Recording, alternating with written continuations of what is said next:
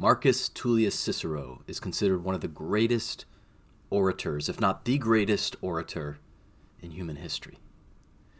He was a Roman politician, philosopher, lawyer, prose stylist, and master of the Latin language.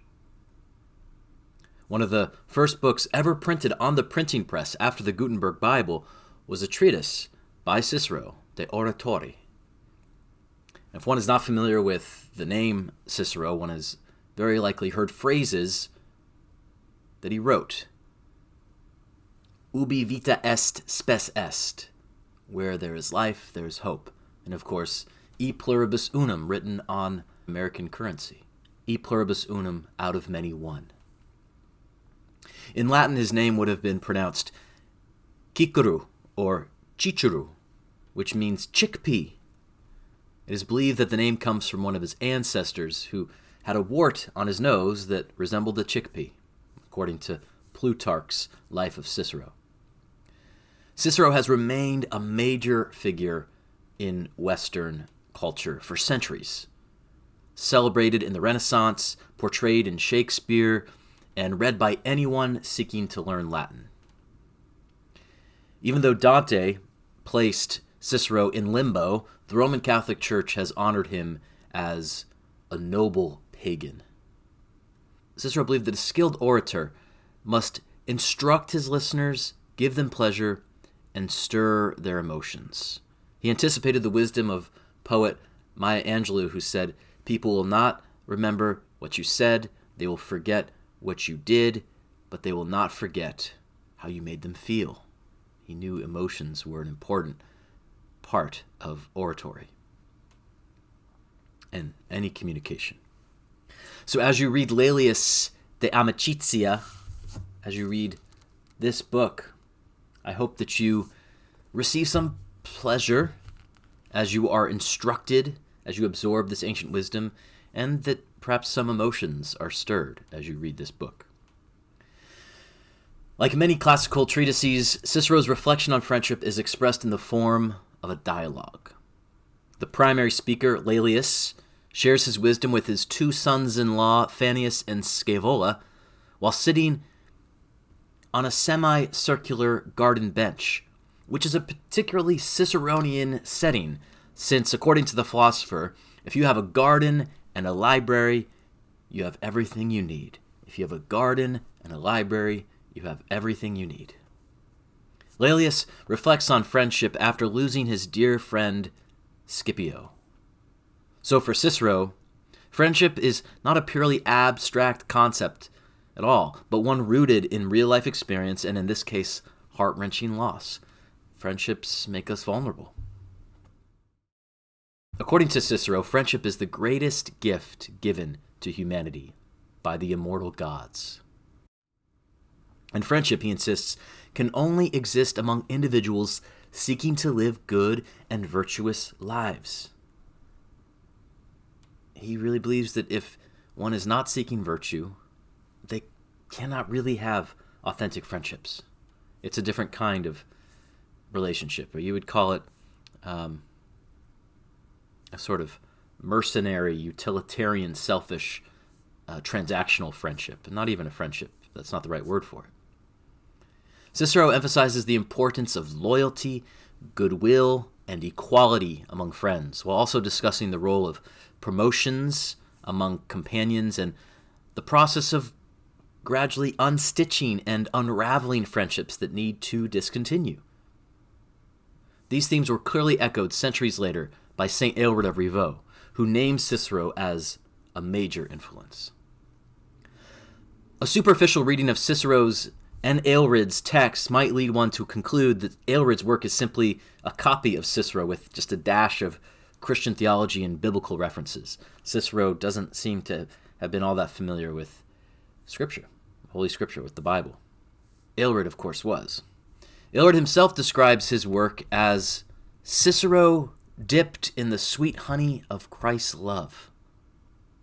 However, the saint likely deserves more credit than he gives himself. I think he's doing more than just baptizing Cicero.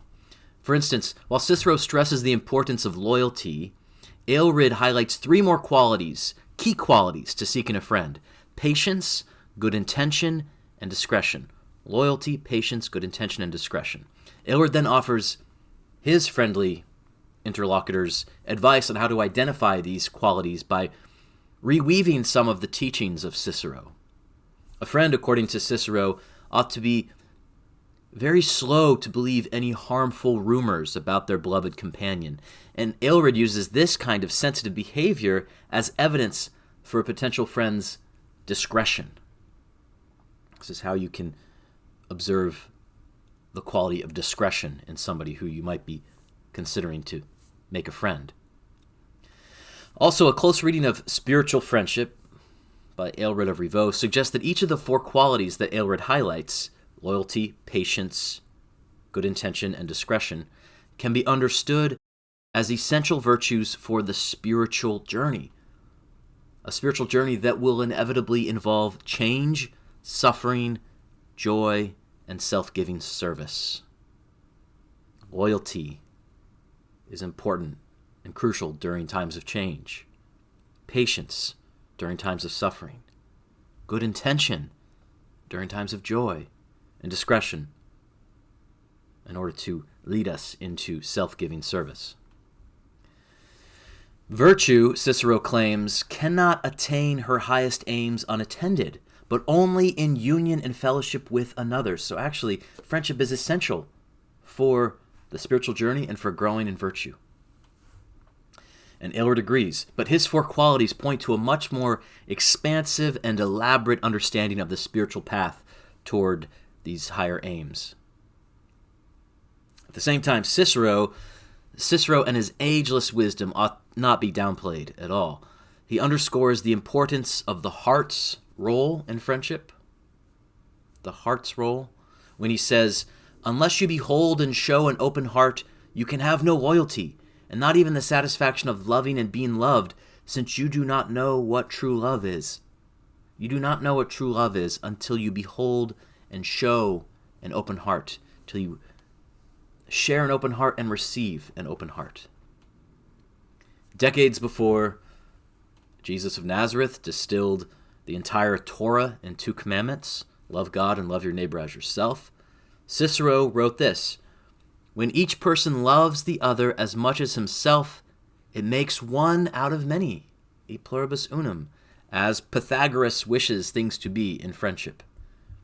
While serving as the presiding bishop of the Episcopal Church, Michael Curry, a skilled orator in his own right, reminded the United States of the Ciceronian origins of the phrase written on most American currency, e pluribus unum. When he spoke to the clergy of my diocese back in 2019, he said, "We talk about diversity. We can have political diversity. But that diversity cannot become a source of disunity, because that will undercut the very democracy itself. E pluribus unum is at stake. Not so much about who you vote for, but the spirit in which you vote and then what happens after that." He also says, Cicero, who gave us those words, e pluribus unum, said that love for each other is the way to make e pluribus unum real. Jesus of Nazareth taught us that. Moses taught us that. America, listen to Cicero and Jesus and Moses. Love is the way to make e pluribus unum real. Love is the way to be America for real.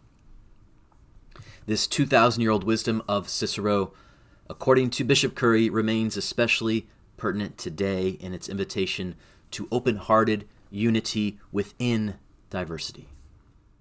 I hope you enjoy soaking in Cicero's wisdom as you read his classic on friendship. And as you read, consider how Cicero was influenced by Aristotle, whose writings on friendship you will also read this week in Book 8 of his Nicomachean Ethics. Enjoy. Yeah, you've got a friend.